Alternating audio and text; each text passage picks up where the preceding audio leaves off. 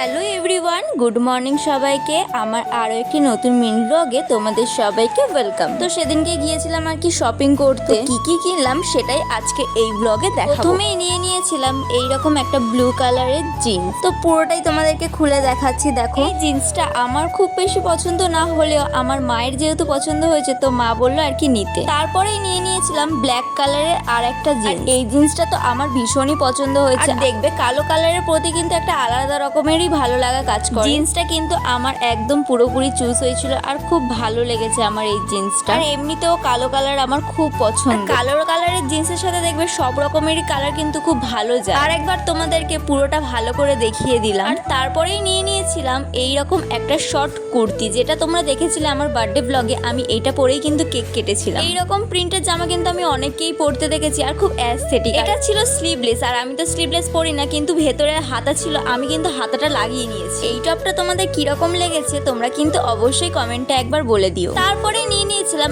এইরকম ব্ল্যাক কালারের একটা শর্ট কুর্তি। আর এই ব্ল্যাক কালারের শর্ট কুর্তিটার সাথে কিন্তু ওই ব্লু কালারের জিন্সটা কিন্তু খুব ভালো মানাচ্ছে। প্যান্ট তো কেনা কমপ্লিট, আর জুতো যদি না কিনি তাহলে কি হয় বলো তো? তাই এই দুটো জুতোও কিনে নিয়েছি। তো আজকে ভিডিওটা এতটাই।